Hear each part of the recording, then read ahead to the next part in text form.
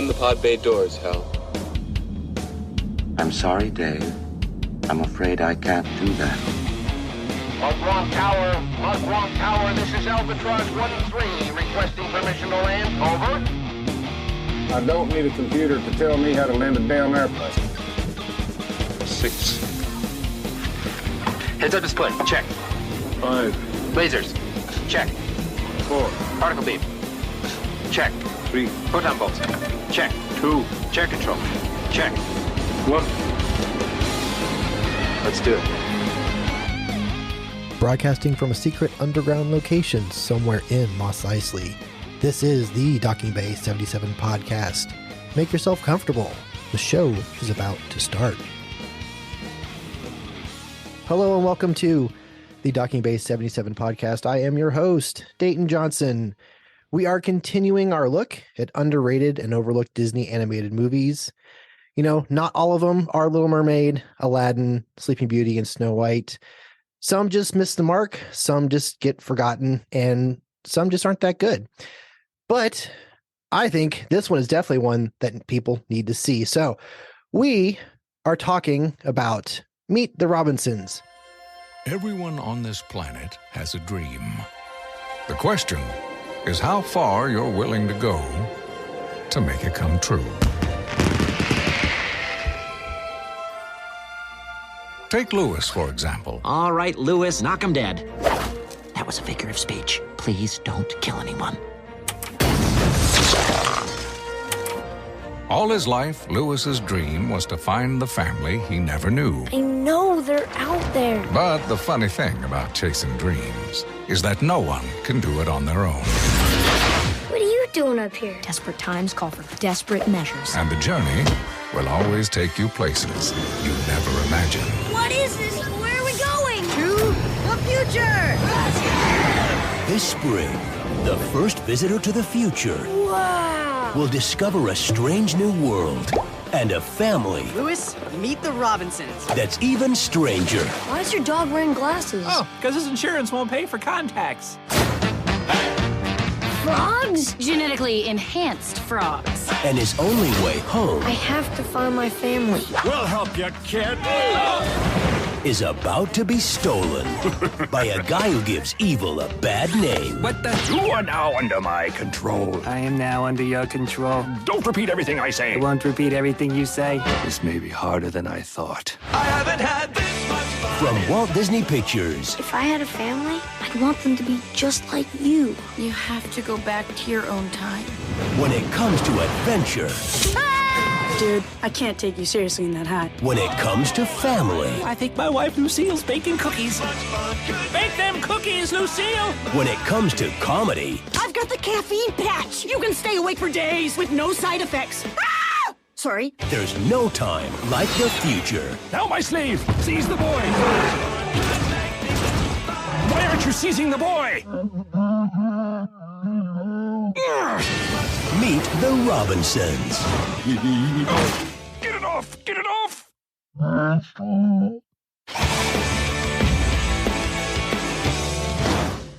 I brought along a few inventors along with me. First off, welcome someone that's still trying to work on his dog translator, Robert Burnett. Hello, Robert. Hello. Also, a guy that's still trying to build his own time machine out of his car, Scott Hoffman. Hello again. And a guy that's really into bubble travel, Disney John. Wait, how did you know? Just a hunch. Just a hunch. So, yes, we are discussing the wonderful movie Meet the Robinsons, which is based on a short story, and Robert has prepared some information on the source material. Yeah, well, the book was originally called Meet the Robinsons and was by William Joyce. And he's really fascinating. He is accomplished in so many areas. And some people of a certain age know him from his children's books and his New Yorker magazine covers. If you're a little bit younger than that, you know him from Roly Poly Oly, which was one of his first passes with Disney. That was all him. And then, of course, later on, he started getting into films. He did robots for another studio. Then he did the film we're going to talk about in 2007. But what everybody knows is he did the original character design for Toy Story.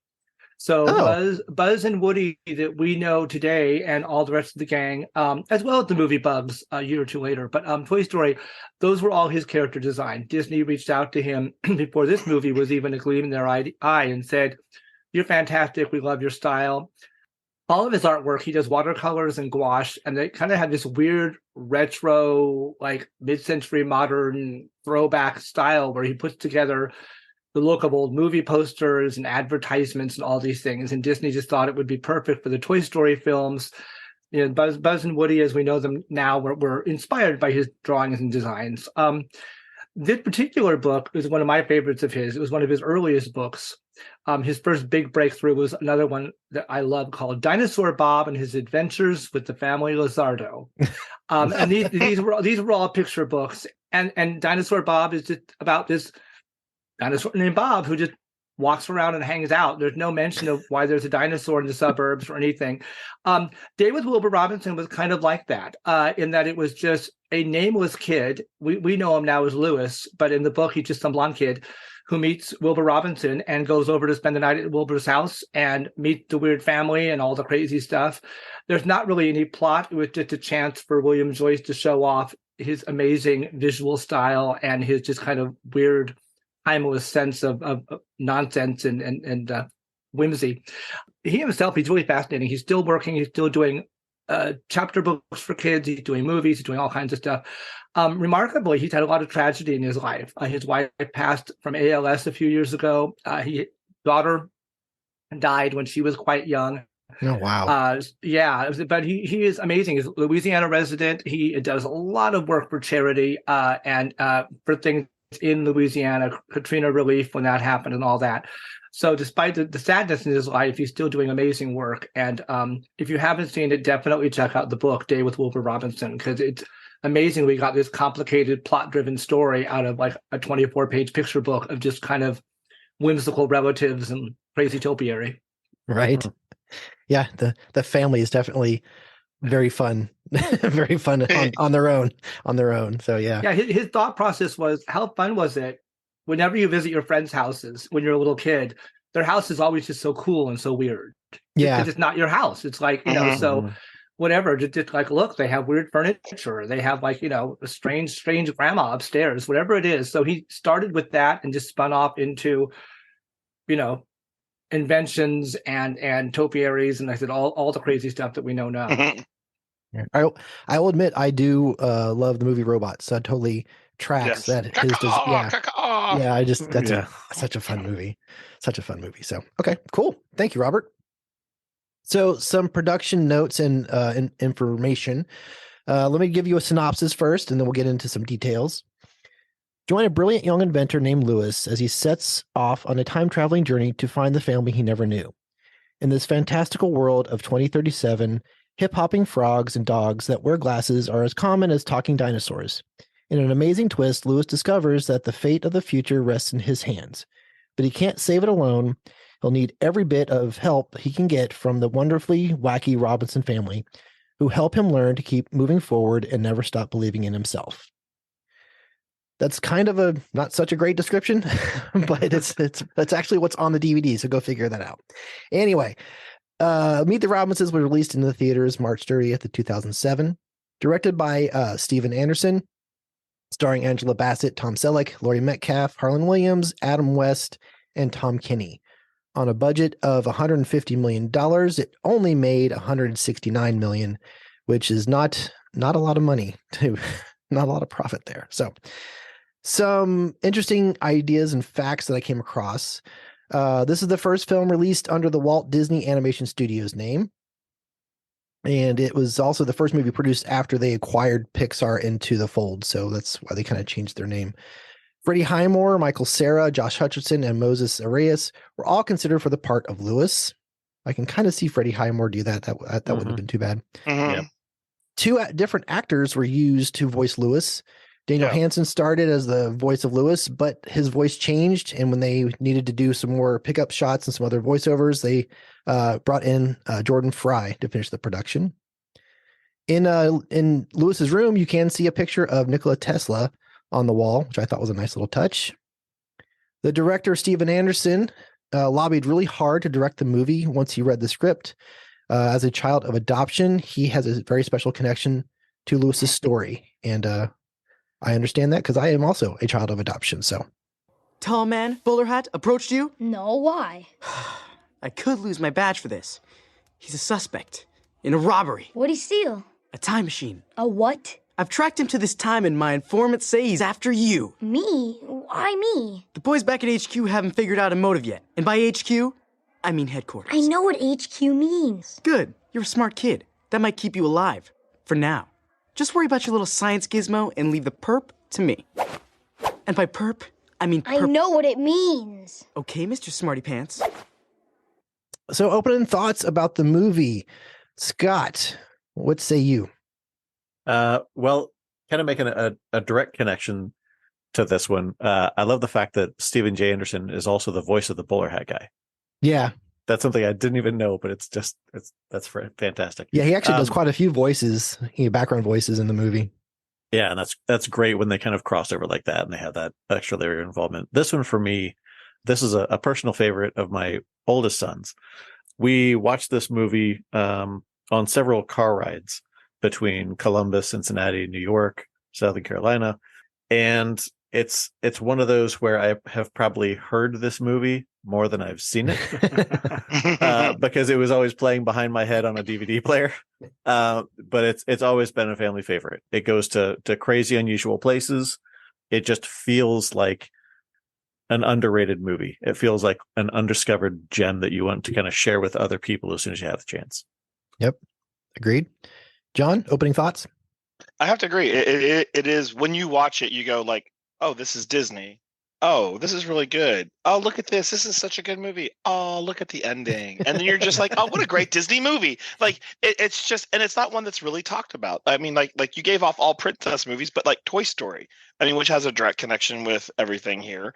All of these other movies, I wouldn't put it in the same class as Toy Story, sorry, but I mean, it is definitely up there. I mean, it is such a good movie. Robert, opening thoughts? I kind of agree with the other fellas. It's so great on its own, but it's not like anything else. It isn't a princess movie. It's not a quest story. It's not one of those things that we've seen. So it's not that it's hard to remember necessarily, but it's hard to categorize. And I think for me that's a strength, but for a lot of audiences, apparently it was a weakness. Yeah. But I just think it's a great movie, and I think it pairs so well with another movie we've talked about with Tomorrowland. I would love to see a double feature of this movie with Tomorrowland. I would be there. Mm-hmm. Yes, I like when he flies into the future and there's that little nod to Dayland, and then of course you see the Space Mountain. And I'm like, hey, I feel like we've seen this earlier in the podcast. Yes, I do very much love this movie, and like I said, with the director Anderson, I am a child of adoption. Luckily, I did not suffer from what if and why did they give me up kind of thing. I did not have those issues. Nevertheless, I do have a very special connection to the story of Lewis, and this movie makes me cry every time I watch it. So there you go. Yeah, it's very well done. Like the emotional notes in this hit exactly the way that they're supposed to. Yes, agreed. Yeah. 100%.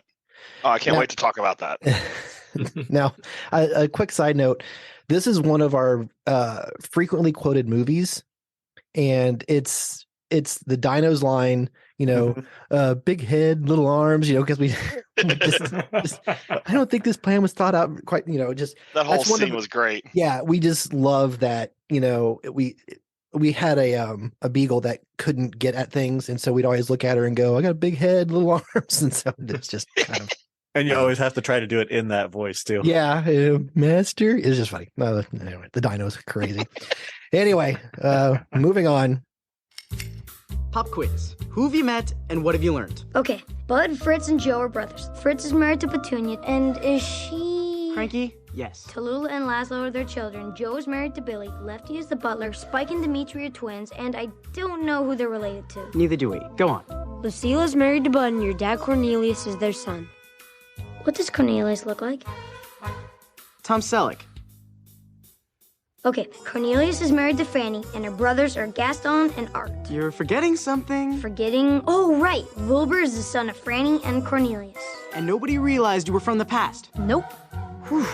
Thank you, thank you. Hold your applause. Thank you very much. Okay, so let's talk about what we like about this movie. That could take a while for me, but anyway, Robert, something you like? I kind of touched on it, the plot for sure, that it's not something we've seen before. And just being a big William Joyce fan, I love the visual style of the film. It doesn't look right away like any other Disney or Pixar movie. Right. I went in kind of arms crossed saying, I love this book, I love this author and illustrator. And they went off in a whole other direction. I mean, the entire plot is completely made up from what the book is. But I just was delighted and charmed by all of it. So, but mainly just the visual style, which is so compelling. Yeah. Scott?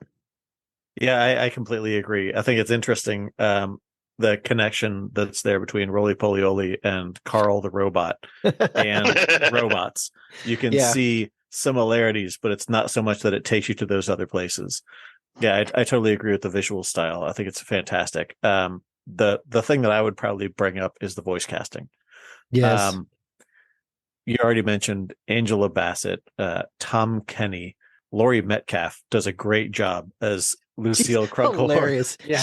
That had to be a lot of fun to record. We're just so excited to have you as a judge. It's my pleasure, Mr. Willerstein. Hey, you never know when of your students may invent the next integrated circuit or a microprocessor or integrated circuit. Oh, wait, I said that already. Well, I just don't get out of that lab very much. Is that a bow tie? I like bow ties. I haven't slept in 8 days.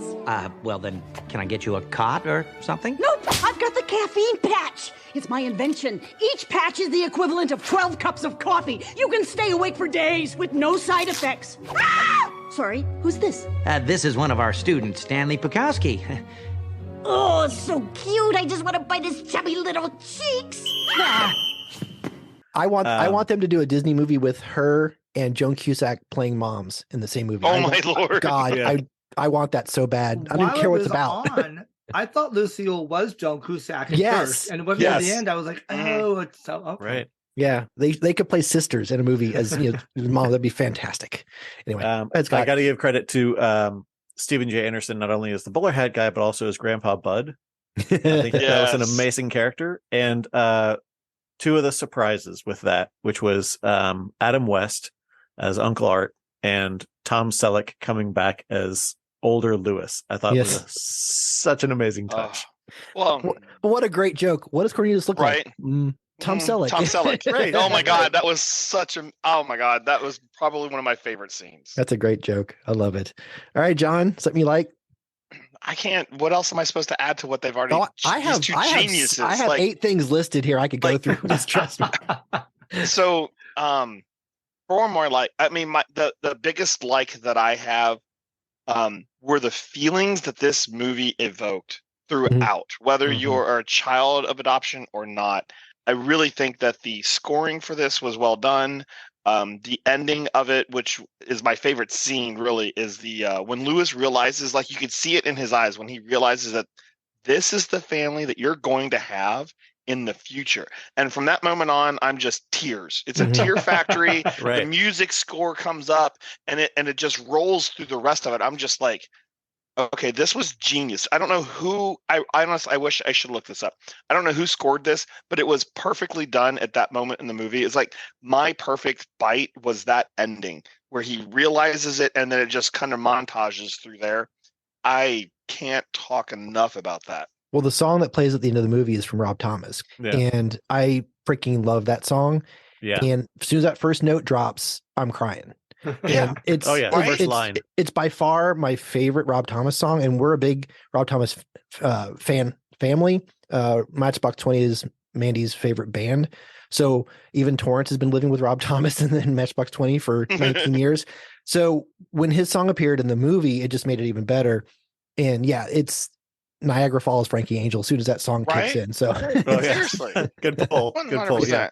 Yeah. And it was Danny Elfman that did the score, right? Yes. Oh my God, I didn't know that. Jesus, that was just so good. I mean, like that whole ending was like probably one of my favorite Disney endings. Honestly, like it was it was so well done. And I mean, it is immediately between the drawing, the art, the cartoon, the artistry, and the marriage of that music just was perfect. I mean, absolutely, just like perfect pearl of sadness that you want to enjoy and you want to cry, and you're just like, good Lord.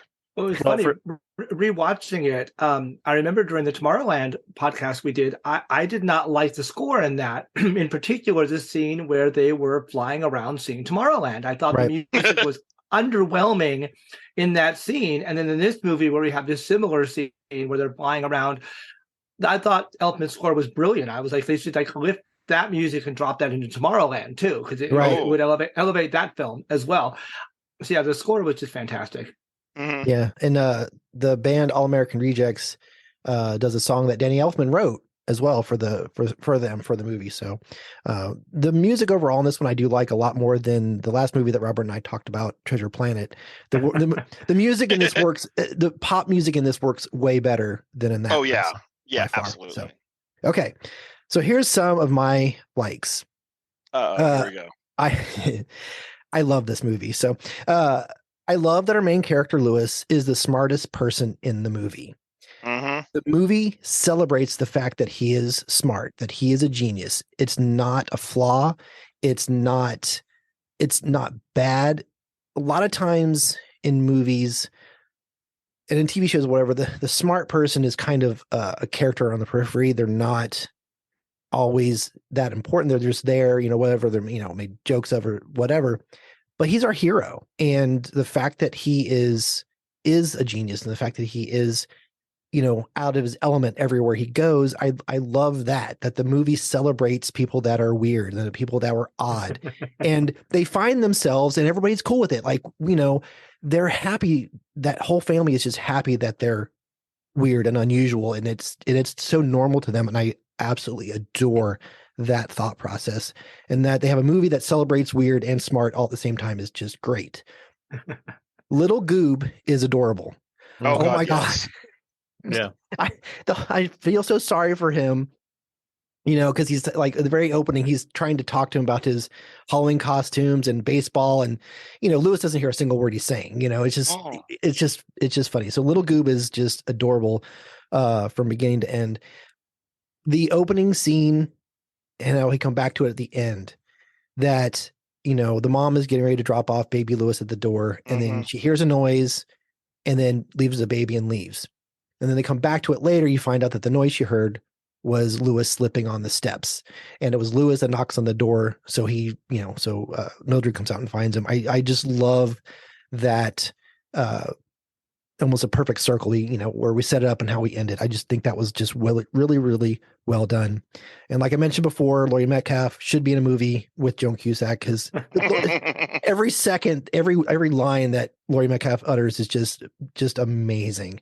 So, and a little, I guess it's more of a detail on the poster on the building, the brain scanners of Mars, they look like Doris. It's like I saw them like, hey, it's Doris. It's the design of Doris. So, there's just so much about this movie that is done well. It's terrible that more people did not see this movie. It sucks because it's too good to have not been seen. So, well, and I want to kind of build on that a little bit with the with Goob, bowler hat guy, and his kind of parallel to Lewis's story, right? He's also trying to just find a family, and he's exhausted and lets it stew and lets it fester. It's like his own, bowler hat guy tells Goob to hold on to this, let it boil. Right. And, the backstory and just how he kind of just sits there on the same bed, letting that fester, and then all the way through until you find the secret villain of the movie. I mean, spoilers. Come on, it's been a couple of years, but right. Just a couple.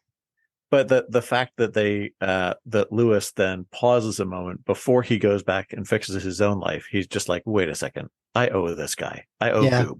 I need to go and help him do what he needed to do and get to be who he wanted to be. Not just to stop him from being bowler hat guy, but he deserves better.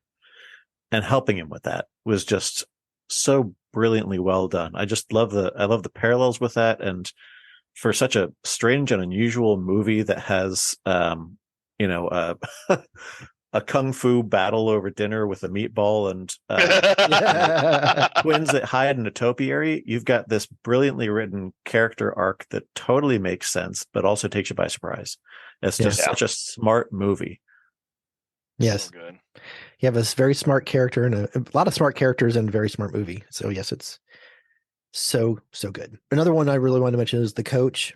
He cracks me up because he's such a great caricature of a gym coach. He really is. Yes. You know, everything he says, like even when he says play ball, you know, like just really, you know, feel the burn, it's just fantastic. Everything he says makes me laugh. I love this movie. So anyway, take some laps, boy. Right. It was just like, oh my God. 20 laps because his project was bad. He had to do laps. It was great. And he's still running around the gym when the fire ants get away. Yes. Then when the fire ants fall on him, he's like, feel the burn. And he starts, it hurts. You know, so I'm sorry. It's just so funny. So funny. Anyway. Okay. Robert, anything else you like? Anything you want to mention? All of it. I mean, that's the thing. It's so deep and rich. I don't know. There's just a lot to unpack in this movie, and it rewards every time you see it. There are more details and more little things you notice. I had not seen it until this viewing. I didn't really notice kind of the apocalyptic version of what's going to happen with Doris. Like the buildings are shaped like Doris. Everything is like Doris shaped, and it's just fantastic. And and yet the Robinsons' house is shaped kind of like Carl the Robot. You know, so it has a face. It has a face. You get even the building is like happy and scary, just like the people. So yeah, it's just it's a beautiful movie all the way through. All right, John or Scott? Well, I just wanted to mention something I didn't notice until my wife Katie mentioned it from the Tori Amos Little Earthquakes episode. Thank you, Dayton. Some interesting parallels with Wizard of Oz, which isn't blatant, but it is kind of interesting how it's kind of that, taken off to kind of a strange and unusual world, and you kind of feel those notes with the bubble travel and things like that. But, whereas he's taken to a future that's more of a utopia where it seems like everything's fantastic, everything's gone really well, everything's strange and unusual, and it's totally unexpected, but feels like it totally fits, versus somebody being kind of a fish out of water, taken to a place where all these evil things are happening. The more that I thought about that, it was like, yeah, there are some kind of parallels to that. It doesn't go explicitly into that realm, but there are kind of similar notes where it has that kind of fish out of water kind of idea. And when he comes home and goes into the science fair, then he starts meeting all these familiar faces that he never knew were there before. Right. Like Grandpa Bud and Lucille and everybody else that kind of starts to come together. And it's kind of like, oh yeah, I can see all that. So I don't know. I thought that was really well done. Yeah. In our house, we had this big discussion about, how does the Robinsons not recognize Lewis? And I'm like, well, why would they think he's there? And they know him more as Cornelius instead of Lewis. So that we had this whole big, deep discussion about that. And it was the baseball cap. Yeah, well, yeah. But it's like why would they expect it? Why would they think it's him? You know what I mean? So I just said, I think if out of all the things you could ask questions about, why is that such a sticking point? But really, we actually had another conversation about the relationships or all the family members that, because even Doris was like, what about the twins? I said, nobody knows who the twins are related to. He even says that in the movie. Nobody knows. Yeah. So that whole bit where he gets questioned, Lewis remembers everything about the family. It was just so great. So great. He's like, thank you. Sorry. Well, when he was a kid, he didn't look or sound anything like Tom Selleck. So no. Right. I mean, right. So yeah, he didn't have that Tom Selleck voice. So yeah. Right. I will say another one of my likes for this movie was the first time that I watched it, I did not realize Goob was Bowler Hat. Right. Like I mean, that one came out. It came out of left field. It really. Well, I don't know. Sometimes they put some artistic like nuances between the two so you could try and see it. But I mean, even watching it this time, knowing that Goob was Bowler Hat, man, you just don't see it at all, and it's always it's a surprise, and I like that surprise. Well, and there's kind of a sad scene with Bowler Hat Guy, if I remember correctly. Toward the end, they have that discussion about like, let's adopt him, let's make him a Robinson. Oh yeah, let's welcome him into the family, and then he sneaks off and hides off to the side, and he's just kind of like, I don't know, like he doesn't want to be. He's not letting himself be happy. Right. I thought that was they didn't need to do that, but I'm glad that they did. It was really well done. Yeah. Well, I think ultimately he's figuring out that, Lewis is going to go back to the present and make things right. So maybe he's just, but yeah, Just you're waiting. right. It's still kind of a sad way for him to kind of disappear into that story. Yeah. So yeah. Yeah. All right. Anything else you want to mention before we move on to dislikes? All right. That's going to be a short section. I had to dig for a few things. So yeah. You grew up to be the founder of this wretched time. So I plan to destroy your destiny. Easy peasy, rice and cheesy. So if I'm Wilbur's dad... Keep going. If I'm Wilbur's dad... Yes, thank you. We've established that. But what does that have to do with you? Aha! Allow me to shed some light on the subject. My old room. I think you mean our old room. What? Yes, it is I, Mike Yagubian. I know, I'm disgusting, but one learns to love it. So Robert, anything that doesn't work for you? Just two kind of minor ones. I did not like the design of Bowler Hat Guy. He looked like he was kind of from a different film from them, especially in his close-ups and things with all the teeth and all that stuff. And of course, I kept thinking Snidely Whiplash from all those cartoons. But so didn't like that, and I was disappointed, maybe because I came from knowing the book first, but the character of Wilbur is probably the least well-drawn and least interesting character in the movie. Even some of the crazy family members, the guy with whose wife is a puppet. I mean, he is like on screen for like 5 seconds, and he's interesting, and you want to know more about him. Wilbur is kind of like a plot device, and he just kind of, you need him, but he doesn't do a lot. He doesn't add a lot. I didn't feel like he had any big moments really that were his. So it's not a terrible fault, but it's just interesting that even though he's kind of the catalyst for a lot of what happens, he's not very, I don't want to say well drawn, that's a bad pun, but he's just not very well thought out as a character. He just sort of exists and does stuff, and that's all. And it would have been nice to see him get the complexity that even like the coach and Lucille and a lot of these subsidiary characters did, who were quirky and fun. Wilbert's kind of like, well, somebody has to drive the time machine, so I guess it's me. That's all he's good for. But those are just, like I said, quibbles. Otherwise, pretty much one of my most liked movies. All right, Scott. Well, it's kind of interesting when you started talking about Wilbur. It occurred to me that if this were the Munsters, Wilbur would be Marilyn. Yeah, right. He's the most, kind of. He doesn't live in a topiary. He doesn't have like an octopus friend, but he's just kind of like, oh yeah, I could see this kid, operating in probably any time period, right? Or any kind of family. I think the only dislike that I could come up with was the trailer, because I don't necessarily think that the trailer did it justice. No. Now, to be fair, it's very difficult to do so because it's kind of a nice surprise that you get all the like crazy and zany stuff that happens. You can't spoil too much. So how exactly do you set this movie up? It's not just about time travel. It's not just about versus the bowler hat guy. I don't know. I think later trailers where it started to feature the tiny T-Rex scene helped to kind of like reveal a little bit of the humor, just enough to get people in the seats. And like you said, it's unfortunate that it didn't get more traffic, but yeah, agreed. Yeah, even the reading the back of the box, I'm kind of like, really? That's what they put for a description of this movie. Right. So anyway, John, something you don't like? Man, I had to reach for. I didn't have a lot. I really didn't. I really enjoyed this movie from beginning to end. But I have to agree that Wilbur is probably the most useless character that I've ever seen in my entire life, because you could replace him with literally anything. Right. I mean, like, he's not a MacGuffin, so he's not really important to the story. The other thing that I found that I was like, I don't know, everybody is human or robots in this entire movie, except for their butler.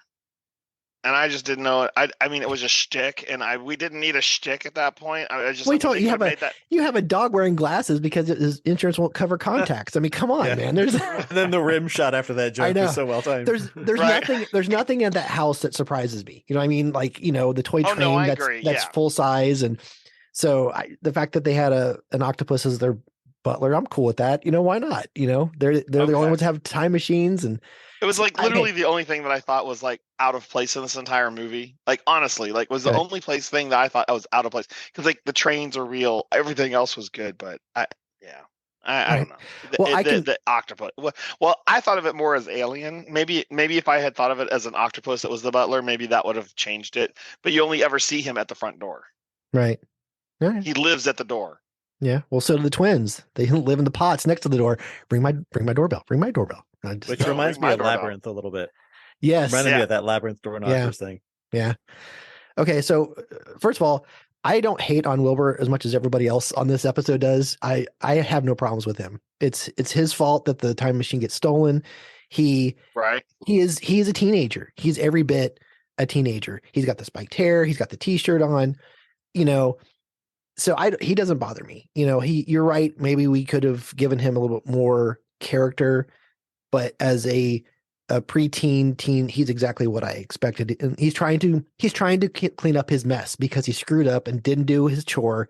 So the time machine got stolen. So he's trying to cover up his mess, which so many of us have done in our lifetime. So, but my only real complaint is the villain. Now, not Doris. Doris is absolutely terrifying, and I love Doris as a villain. She's great. But as much as I love Goob as a little kid, I don't like the bowler hat guy as a villain. He's an idiot. He's a complete idiot. Now, I know he's been living in the shut down orphanage by himself for 30 years. Okay, fine. But the fact that he actually had to figure out what time it was by going the big hands on the this or whatever, and he's so unbelievably, he's still 10 years old, and I have an issue with that. He wants to turn him into a duck, and he wants to. It's everything. I'm sorry. Even I like that. You have to pick up a few things. I felt like just like poor little Goob just never grew up. He just right. That's fine. He was but just, that's why he was so childlike all the way through. I know. He had no exposure to the world. All he knew was that stupid room with the bed, and never no friends, no anybody. So I mean, yeah, as a character, it was kind of annoying for Bowler Hat to be kind of that off, but it totally made sense once you understand what his backstory is. Out of curiosity, how was he in the book? He's not in the book. He's not in the book. Oh, see, I've never read the book, so maybe I have to go get the book. The book is little boy with no name meets a guy named Wilbur. They go to Wilbur's house to spend the day, and they meet all Wilbur's crazy family, and the octopus butler, and the robots, and the trains, and all the family. And then he goes home. Wow, that was fun. Oh, damn. Okay. There's no plot at all. Nothing you see in this movie. There is no time travel. There is no bowler hat. There is no none of that stuff. It's in the. It's all right. It's a picture book. It's like Where the Wild Things Are, or one of those. Yeah. See, I just would have. I mean, I didn't expect him to be a genius. I didn't expect him to be. I just a little bit more competent would have been nice, because you can still grow up and still be very naive, but I think you should still be able to figure out. I mean, he's been listening to that radio for 30 years. You figure he would have picked up some things. So I don't know. That's my, like I said, I had to dig. That's like my only real complaint, is that he's a little bit too, like when he first shows up at the science fair, he looks kind of scary. You're like, ooh, he's a bad guy. And then he starts to talk and you're like, wow, he's really dumb. Then you realize it was Doris. Yeah. Well, yeah, I know. Doris is what made him scary. Yes. And Doris is terrifying and scary. So yes, agreed. Although, Dayton, you do make me think of two things I think are worth mentioning. One, I think it's fantastic that Wilbur, as a teenager, you don't think that leaving the garage door open is the end of the world. I know I'm going to get yelled at for it, but what's the big deal? And it ends up being the reason for the end of the world. So that was kind of fun. And I did like, some of Bowler Hat's stupidity starts to set up Doris as more of the kind of brains of the operation. Right. I thought the diner scene was hilarious, where he was like, so I had my plan, and he holds up a roll of toilet paper, and he was like, well, we went with Doris's because it was better. Yeah. I mean, I'm not saying there's not some good jokes in there. Yeah. But like when he controls the mini Doris and he's like, oh, sorry, boom, and keeps bumping into her. Oh, sorry. Right. There's stuff like that that's funny, but at some point you're just kind of like, he's a little too dense, at times. But that's becomes like over the top bumbling kind of stuff. Yeah, he's just not quite. I don't know. It's almost like a Don Knotts type character, right? With the way that he bumbles and stuff. Yeah, it's just a little bit too much. But like I said, that was my only complaint, and I'm just like, okay, well, that's fine. But I can still forgive it because I love everything else about the movie. So moving on. Do you have to go now? I mean, it's getting late. Maybe Louis could spend the night. Mom, maybe some other time, okay? Well, anytime you want to come over, you just come over. Mom. The truth is, we love having you. We really have to go. No, you don't. You have to stay. I mean, who'd be a better family for you than us? What do you say, Louis? Do you want to be a Robinson? You want to adopt me? Let's do favorite scene. Robert. Gosh, again, hard to pick. I love just the whole sequence. I love the flying sequence. We talked about that, where they're flying over and seeing everything. But I just love the whole sequence where they're meeting the family. I just think that whole was like a whirlwind, and you almost can't keep up with. And there's cousin so-and-so, and here's grandma so-and-so, and here's an octopus, and here's this. And it just fantastic and so well paced and so well done.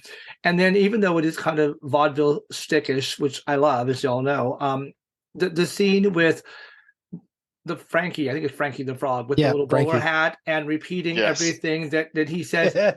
oldest bit in the world, but it always kills. And it was so funny to hear that. And again, kind of pointing out bowler hats guys' incompetence. You can't even figure out how to work that. But that little vignette of humor I thought was funny. But I just like meeting the whole family. I could have watched just another half hour of more rooms of the house and more family and just all that stuff. It was so unlike anything else. And just like, let's pause our whole plot for 15 minutes and just give you nothing but non sequiturs and stuff. It was great. It was brilliant. They were trying to find the garage. That's what made it funny. That was the whole reason for the trip around the house was to find the garage. And they were like, "We have a garage." It was fun. Yeah, meeting the family is a fantastic section. Agreed. All right, not Tom Selleck.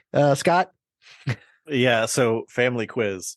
Probably stands out to me. It did a great job of, you just went through this whirlwind of meeting all these crazy characters.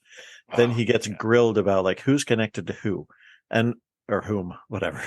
And it ultimately kind of sets it up like we're going to tell you what these connections are, but they don't really matter. Right. Mm-hmm. It's just a big family. And you run through this thing in this kind of whirlwind, especially the Tom Selleck gag. I love the fact that you have this like painted portrait of Tom Selleck that looks like the pirate at the opening of the SpongeBob credits. And they just show this like blink going back to it. I just thought that was so well done. Favorite scene. Yeah. I like how they asked about I can't remember her name, the puppet. He goes, "Is she?" He goes, "Cranky?" Yes. I just ignores the fact that she's a puppet. It's just fantastic. It's just so funny. So and apparently they have kids, which never gets explained either. But they're probably adopted. Yeah, there you go. Because why not? They see that they're very quick to want to adopt anybody, which anybody doesn't fit anywhere else. So anyway, right. All right, John, favorite scene.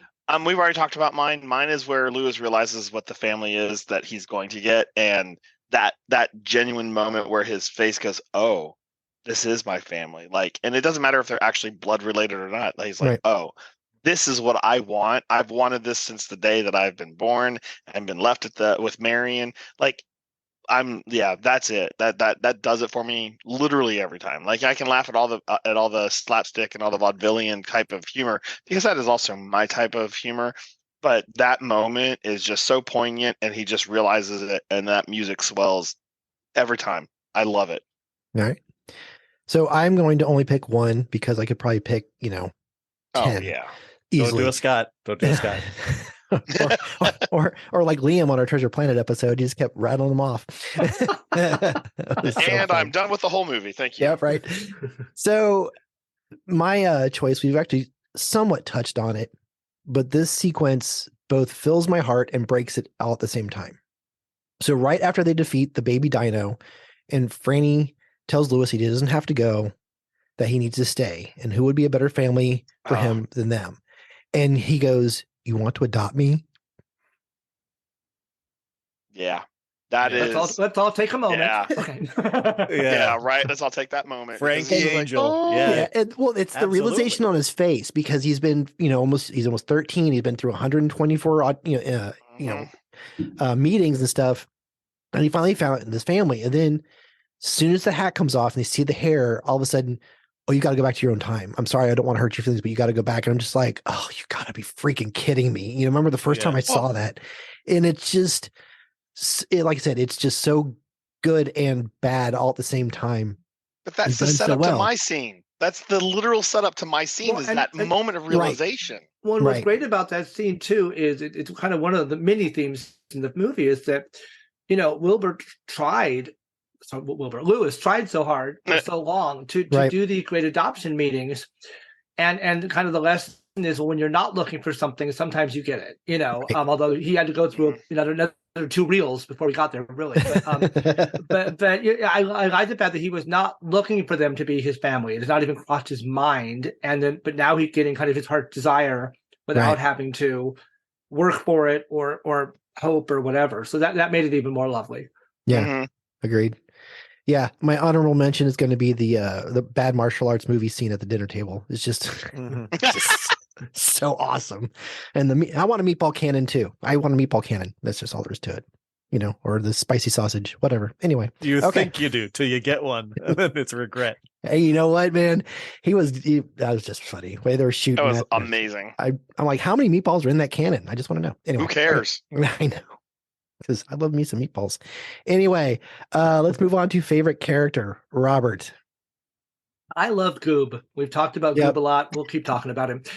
What I liked about him, and it kind of goes along with what you were saying about Lewis too, is being smart, but Goob was just kind of pitiful and kind of sad and droopy, but they didn't make fun of any of that. Right. I mean, the humor out of it came out of the characterization, but it wasn't like so many movies where it's like, oh, there's the fat kid, and because they're the fat kid, they're a punchline. He could have been a punchline a lot of different ways, but you really felt for him, and he seemed genuine, he seemed real, and I liked that they were able to bring forward a character that usually would come on and be a punchline, be a joke just by existing. Yeah. Oh, there's the little sad kid, or there's the little whatever he is, the loser kid. Well, they don't make fun of him for being a loser kid. You kind of grow to like him and understand him a little bit, and he takes some wrong choices as he gets older. Yeah, but I just thought he was so well handled. Where he could have been a secondary character, foil for Lewis in the early scenes, but instead he was compelling.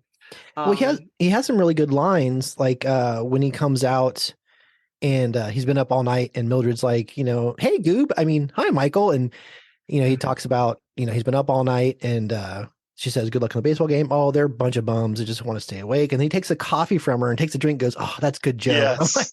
I'm like, really? And she just like lets him take the coffee. It's just funny. But yeah, he's a lot of fun. He's a lot of fun for sure. All right, Scott. For me, it's got to be Tiny the T-Rex, and I'm glad that we share this in common, Dayton, because the big head, little arms. I'm not sure this play was thought out, Master. Yeah, I know. It is so well done. It's such a little scene. It's such a the choreography of that, where he hides in a corner, and you're kind of like, oh, that could save him from a T-Rex. That's actually kind of smart. How about that? And then ends up just naturally becoming a part of the family, kind of like everybody else, a pet that they take on. Right. It's just kind of like, sure, that makes sense. Yeah, he's gonna go play with the octopus. Yeah, right, exactly. All right, John. Mine was Franny. I just loved her enthusiasm about everything. Life. I mean, except the acceptance that she had for Lewis coming into the family, just like, no, you need to stay here with us. Like everything about Franny, I thought like, oh yeah, that's why I married Franny. Like that's my wife, genuinely. Like she is just like, let's go help these people. Let's go do these things. Like she's the one who keeps me moving. And when I don't want to move, she lets me do that. And I feel like that's Franny to a T, right? I really love the character of Franny. And she's always right. Just remember that. She's always right, even when she's 100%. And that's my wife. Well, I like the martial arts throwback when you come back to the end and you see young Franny, and she's like, and you think I'm crazy too. And she kind of flattens one hand like she's about to chop him. Well, earlier in the movie, remember she says she knows karate, which Yep. is funny. It's the first time you meet her, so I thought that was funny. So yeah, there's lots of very smartly placed dialogue that they keep coming back to throughout the movie. So yes. So my favorite character is Mildred, because not only is it voiced by Angela Bassett, who is just always the right answer, but you can really tell through her performance that she does genuinely care for all the kids, in the orphanage, and especially Lewis. Like, she does everything she can to find parents for him, and is very supportive of his inventions, is very supportive of, keeping him on track. Even when he decides he wants to, find his mom, she's like, that's not a good idea. And she's just so there for everybody. And I think that's a wonderful thing. So I really love the character. So, I mean, it's not like we couldn't pick anybody in the family, because that's just an easy choice. So I like Mildred. Yeah, that's why I went with the easy choice, Brandon. All right. So before we move on to our questions, we are going to take a quick break and hear from our friends at Vintage Video. On the Vintage Video Podcast, we'll be reviewing every single wide release of the 1980s in chronological order. Over 250 episodes to enjoy and thousands more to come. John enters the store now to order another can of ether. I picture him outside like Homer with the gasohol. One for you, one for me. I also like to think about that the kids renew their vow not to talk about the murder by murdering someone. They're taking a blood oath with someone else's blood. This stuff is 7 times more powerful than uranium. And they open up the vault that it's contained in, not wearing any kind of protective gear. Yeah. And it's wooden crates. It's like the guys in Chernobyl picking up the graphite rocks and going, nah, because there's rocks. Hugging the elephant foot. Just like, oh, this thing's smooth. It's so warm. He turns to dial the number from the classified ad without even thinking about the numbers. We know this because we can hear his thoughts, and he's talking about how AJ was right that ninjas are misdirecting him. They're misdirecting. I really wish that he'd turn to the phone and been like, 6, 6, 5, 5. No, that's 2 5s. Vintage Video. We're rewatching the 80s so you don't have to. All right, we are back, and we're going to do some questions somewhat related to the movie. So first question, do you have a favorite inventor? Robert? Now, do you mean real life inventor or Yes. from the film? Yes. Oh, see, I totally went with from the film. Real life inventor. I'm going to say Tesla. Okay. Yeah. All right. Scott? Well, I wouldn't name a favorite inventor, but he's fictional. Do it. From real life. No, I'm not going to mention Dr. Emmett Brown. Right now, You're building a time machine out of your car, so it makes total sense. So, summer months, especially when it gets really hot, I am appreciative of Frederick Jones, who invented the first portable AC unit, mostly used in field hospitals. But when our own AC broke down for an entire summer recently, and we had to wheel those around to every window, I was very glad that kind of thing has been invented. So thank you, Frederick Jones. Wow. Oh my God. No kidding. All right, John? Oh, man, I didn't know it was real life. Okay, hold on. This Francis and Crick. I will go with Francis and Crick for the DNA. Oh, okay. All right. Right, because I mean, it really does base a lot of stuff. That I mean, like nowadays we can do a lot of stuff with DNA. We're actually small little side trip. My wife, her mother passed away very recently. Right after she passed, they found the bones of a missing niece down in Oklahoma, and they're asking for DNA to prove that those bones are this missing niece. So, oh wow. Wow. So yeah, so hopefully we'll find out. Jeez. So yeah, Francis and Crick. Okay. Well, mine's not nearly as deep as that. George Eastman, because of my love of photography, and he created the first camera, the first real Kodak camera, and also as a kind of runner-up, Marconi, because of inventing the radio, and I love me some radio. So there's my choices. Okay. So which invention from the movie, aside from the time machine, would you pick to make real, Robert? Oh, the caffeine patch. The caffeine patch. Yes. I'm enjoying me some iced coffee right now, and add a couple of those patches too. Yeah, I mean, time machines are awesome and all, but caffeine patches are useful. Yep. Agreed. All right, Scott? I'll go with Carl the Robot. If nothing else, I love that Stiltman scene where he catches them and takes them to safety. It's kind of Yeah. like, oh, we Yes. finally see Marvel Stiltman. Nice. All right, John. Okay, this is why I said I couldn't believe that. Like, I felt like you were reading my notes, but it's the bubble transport. Well, of course it is. I mean, it's straight up. I was like, "Are you effing kidding me?" I looked to see if I shared my notes with you, and I hadn't. So, bubble transport, I think, was the coolest thing. I mean, time travel, awesome, but like the bubble transport, holy crap, that'd be so amazing. Yeah, that was actually my answer too. So, because that'd just be fun. Oh, Well, woo! the idea of you actually be able just to kind of look around, it would be really Yes. cool. It'd be probably terrifying at first, but then once you get used to it, it's kind of like, oh, this is so cool. So, Right? yeah, that would be awesome. Can Okay. you imagine how awesome it would be to be able to bubble transport to work every day? Yeah. Well, maybe not for you. I mean, your bubble would pop a lot, but you know, whatever. I don't know how to take that. Anyway, so would you rather have singing tuxedo wearing frogs or a trained T-Rex? Frogs. Frogs. It's all frogs. Yeah, they're easier to feed. Well, I don't care about that. I do. as much as I love Tiny as a character, the frogs would be a lot easier to clean up after. Yeah. And our house is a pretty musical house, and they have a really cool bar. So I mean, come on. Yes. Gotta be Right, the frogs. yeah. Right. All I'd right. hang out with them frogs every night. Right. Hopefully they do requests. Okay. Right. So what personal moment in time would you like to see on the memory scanner? Robert? This one went really deep. I thought about this for like days and days. Yeah, me too. And but I'm gonna pick my first ever visit to Disneyland. I'm a Disney kid. I'm on your Disney episodes. I worked for Disney. That's how I met your wife. All Disney's been threaded through my whole life, and I do not remember the first time I went to Disneyland. And I would love to, and that was kind of the catalyst for all of it. I would love to revisit that day and kind of see what did I react to and what did I see and what did I like? Because I think it would be well, I don't want to know anything more about my character, but it would be kind of eye-opening, I guess. Right. So I'd love to see that. See, I thought about that too, but my brother told me years later that I spent most of the drive home crying from Disneyland because I left my ears at the restaurant.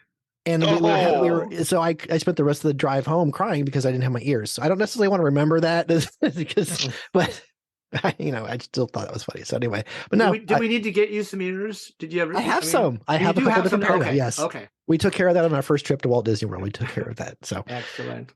All right, Scott. Well, I mean, for me, it would be my first date with my wife. All right. It would just be interesting to go back to that moment in time and just see kind of the, both of us being young and awkward and all this other kind of stuff. Seeing her parents. I mean, we'd have to sit through the Mission Impossible movie, but yeah. What's wrong with that? Damn, that was harsh. Wrong with that? No, the first Mission Impossible movie. It's still better than the second one. It's still better than the second one. It still has a special place. So yes, it's all right. Okay, John. So I felt like you were setting me up for the failure with this one because there are so many. But if my wife ever listens to this, I need to be on the right side of this. So I'm going to say my wedding. Okay. See, I don't have to worry about that. Mandy doesn't listen to any of the episodes, so I'm cool. I don't know if she ever listens. She might. There might be a day where I'm 90 years old and my wife decides, hey, you're still doing this Docking Bay 77 thing. Let me catch up. Right? I need to be on the right side of this, buddy. So it's going to be my and to be perfectly honest, that day I think I drank about 5 gallons of coffee, so I don't remember much. Okay. I was really hard buzzing on coffee the whole day. Okay. You're looking at the memory scan and you're like, how much of this footage is me in the bathroom? Come on, skip. Right? Seriously. Okay, so I did think about the first day I met my wife, which we were coworkers at the time, so it wasn't like the light bulb went off or the fireworks, whatever. And our wedding is close enough, so I still remember most of that. I went a little bit older because, and this might be pretty obvious, but I want to go back to the night I first saw the movie Star Wars. It was my 7th birthday. My parents took me and my friends out for pizza, and then we went to the theater. And I still kind of remember some of the feels I had seeing that, but I really want to go back and see that again because I only remember just kind of a few little images here and there. So I think that would be a lot of fun to go back and see what it was like, when I was 7 years old and was looking up at the screen going, oh my God, look at that. And, being a stupid 7-year-old. So You still do that. I know. But, at least it's an excuse when I'm 7. But anyway. Right. Okay. So what moment in time would you like to take a time machine back to, Robert? Well, I started off with what happened to Amelia Earhart, or right. who was Jack the Ripper, But then I wanted to keep it personal because it kind of went along with the idea of the memory scanner. So I would love to go back in time and see how my grandparents, my mom's parents, met, because they were so different and they were very influential on me. I just love them, but they I have no idea how they met. I mean, I never heard the story when they were alive. Never thought to ask it, because you don't care about that when you're a kid. You just want the candy and presents and stuff, And but I would love to see their first meeting, because I would love to see how that came about. All right, very cool. That's very cool. All right, Scott. I'll just pick a random day, November 15th, 1988. Going back with enough money to buy stock in Apple, Disney, and Marvel. Amen. Stopping off to buy a ton of toys at Toys R Us, knowing how many would be on clearance that are then very valuable in the future. Leave them all safely locked away in a location I don't know about until today, so that nothing changes between now and then, but I've still got all that swag. Oh my God. Beautiful. That's a bowler hat answer. Yeah, it is a bowler hat answer. You're like so mercenary. I know. These like sweet things, and you're like, I want the money. Like that. Wow. Okay. I mean, I'm start calling you Biff now. That's all. There you go. All right, John. So I also found this one really difficult to answer. Like, I mean, genuinely, I really thought probably harder about this one than the other one, because I really do want to see my wedding day. But I mean, if I had a time machine, I could just go back in time. I mean, just off the top of my head, I would say I'd like to see the eruption of Vesuvius. I'd like to see Man on the Moon for the first time. I would like to see opening day at Disneyland. And I'd like to see dinosaurs roaming the earth. Like, right, I can't just choose one. There are so many times, like, I can't tell you how many times in our family where we're driving down the street, it's like, God, I wish I had a time machine. I want to go back 50 years and see what this street looked like 50, 100 years ago, just to see why are these houses where they are, right? I just, to me, I find that, I don't know that I would ever want time travel, but I would definitely like time visitation, time like a vacation in time. Like, I just want to go back and I want to go see stuff, right? I just want to see what it was like and see and see, one, how wrong are we, and or how right are we compared to what's going on. I just think it would be so cool, right? I mean, to see Walter Elias Disney standing at the front of Disneyland and opening the park for everyone in person would be amazing to me. But in a safe way, so that you're not eaten by a dinosaur, you don't step on the wrong butterfly, you're not changing the fate of anything. Because I'm only visiting. I'm only visiting. You're in a ball, you're in a hamster ball. I'm a time visitor. He's in his bubble. He's just in the bubble. bubble. Yeah. That's how you design. It's like the bubble travel through time. There you go. Seriously, you could combine answers and just say, I want to go back to my wedding day with a roll of caffeine patches. That way, you don't have to drink so much coffee. These ones were 12 cups of coffee. Yeah. Sorry, I'm just picturing that scene and laughing. I'm sorry. It's just so funny. That's awesome. Her screaming. It's just great. Okay. So I know Robert mentioned he wanted to remember his first trip to Disneyland.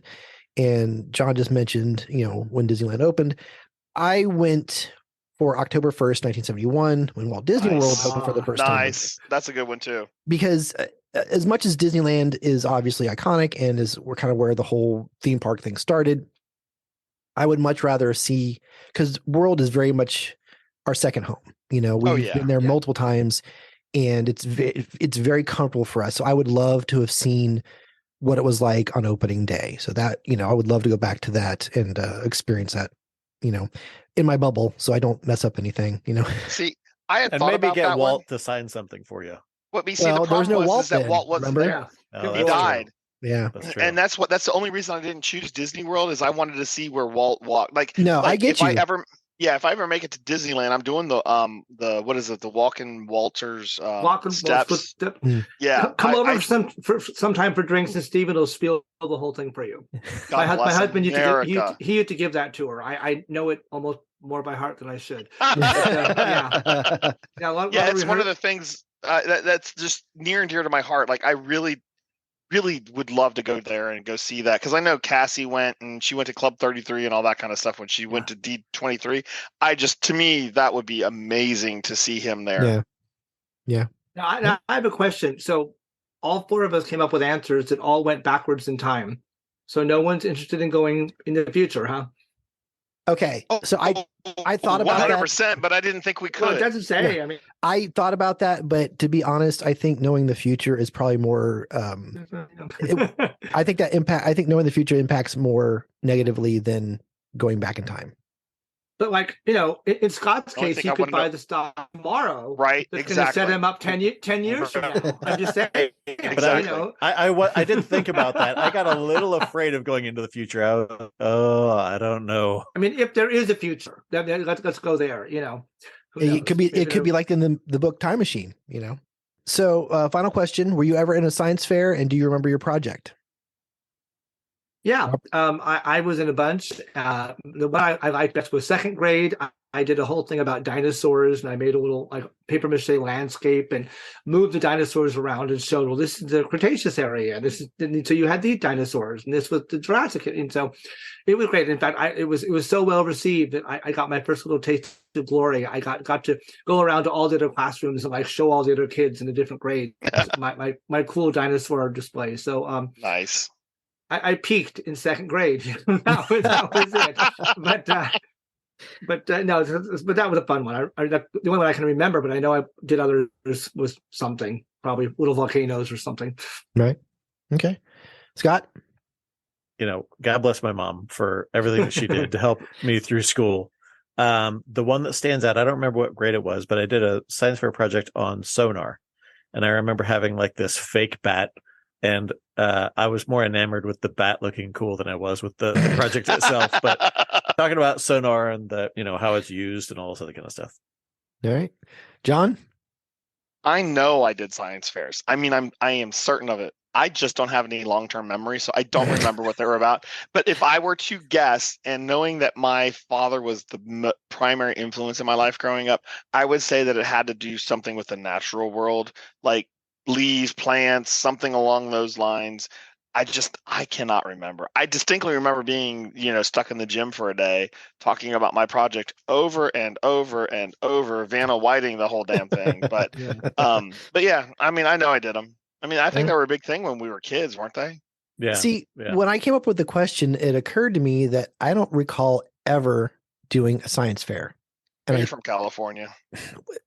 For only 7 years, you ask. I mean, come on. Robert, you're not supposed to point that out. We had them in California. Yeah. Yes, California we did. is one of the only states that still believes in science. Well, Oh, that's the best answer all night. And good night. Yeah. Good night, everybody. So, drop Mike. I like I said, I was racking my brain. And I'm pretty sure I just didn't do them because I was just really terrible at science. It was not my thing. That makes sense, though. So I just, I was not going to put myself through it if I didn't have to. But I do remember Torrance taking part in multiples. And the favorite project we ever did was inspired by Walt Disney World and actually Disneyland as well. She did Pepper's Ghost project. Inspired by, of course, the Haunted Mansion ride, which is her favorite ride at either one of those parks. So we had a ghost duck inside this box that you could look into and see. You had to put the flashlight through it. So we used a rubber ducky because it was easy and it fit. But yeah, we still have that. We still have that project in this house. So yeah. Oh wow. She got all kinds of people. Oh my God, it's a ghost duck. And I'm like, yes, it's a ghost duck. You're right. If that makes you feel right, it's a ghost duck. If you think it's cool, that works for me. So okay. Any final thoughts on the movie before we give it a rating? Well, just one that, accidentally came up here. I love the inclusion of the quote by Walt at the end.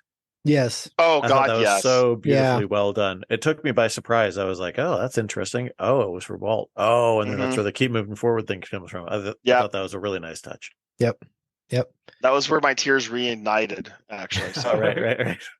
They didn't reignite. They were still flowing for me. So they were just, it's honestly till the, well, they were starting to dry up and it was like, oh my God, that's from what?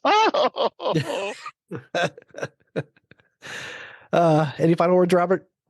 I just thank you for making me pull this DVD out and watch it again, because I had not seen it for a while and I forgot how much I love it. So it's staying upstairs, not going to be buried back in the basement again with the other ones. Right. Yeah. I remember when I was making this list, I was going through, and part of how I made the list was I thought about the parks and what you don't see from certain movies.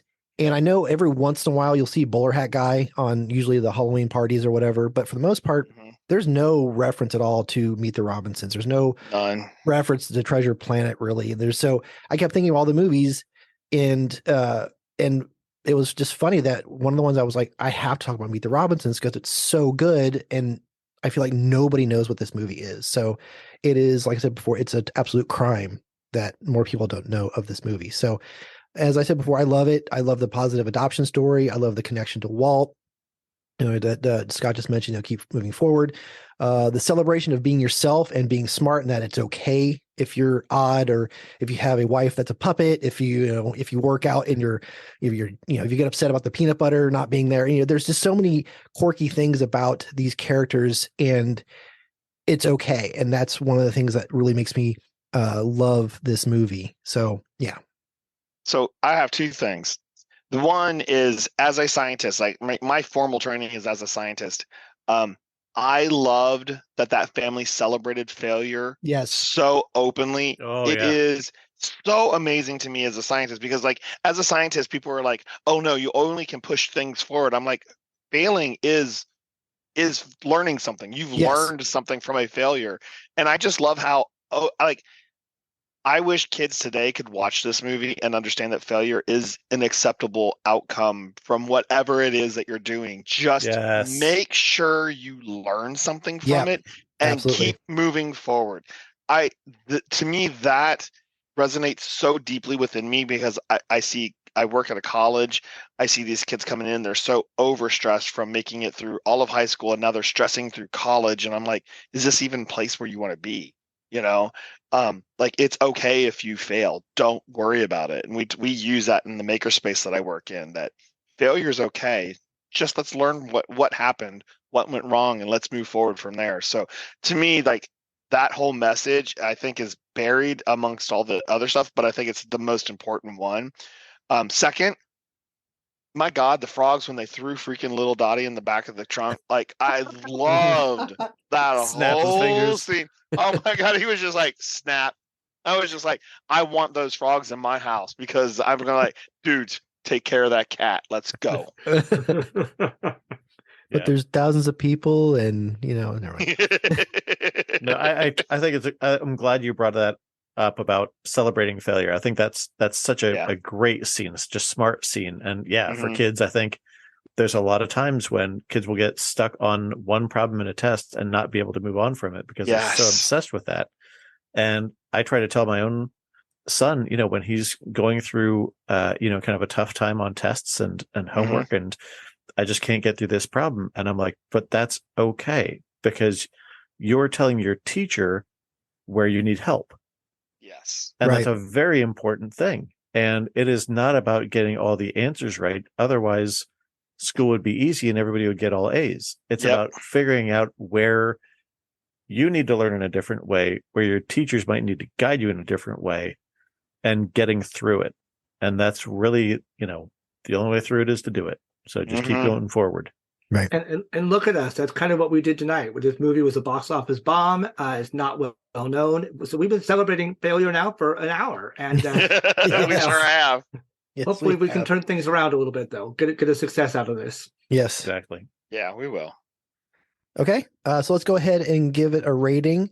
Your options are Never Again, Stream It, Buy It Used, Buy It New, or 4K Blu-ray. Robert, what are you giving it? New or used, just buy it. You need to have it in your library. Okay. Scott? I'll agree with the same, even though personally I'd probably get 4K Blu-ray because I'd want to have those extra features.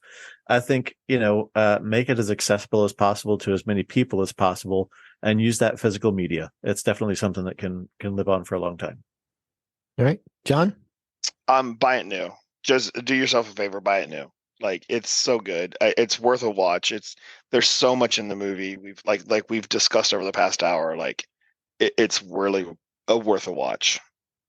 I'm going to say the 4K Blu-ray, just because I had to dig for something about this movie that I didn't like, and that doesn't happen very often. So, and because it's so positive, and there's so much that's good about it, and there's so much that people need to see. So, I don't give out too many that are 4K Blu-ray. So this one definitely gets that assignment. So, all right. As always, you guys do such a great job talking movies with me, and especially Disney movies. So, thank you as always. Thank you, Robert. Oh, you're welcome. Thanks for having me. Thank you, Scott. Thank you for having me back. And thank you, John. Sure thing, pal. All right. Thank you, listeners. Thank you, fans, for stopping by every week and listening to what we have to say on these random topics. So thank you. Thank you. Thank you. It means so much that you take time out of your day to give us a listen. Reach out on social media. Let us know if you've seen the movie, if you're going to see it now because of what we had to say. We are on Twitter at DockingBase77Pod, on Facebook at DockingBase77Podcast. Send us an email, DockingBase77Podcast@gmail.com. Also, reach out on Patreon, and for as little as $1 a month, you can help offset the cost of the production of this podcast. Come back next week. Join me, John, Eric, and Tim as we discuss the amazing concept album Operation Mindcrime from Queensryche. Do yourself a favor, watch more movies, and remember, physical media is better than streaming.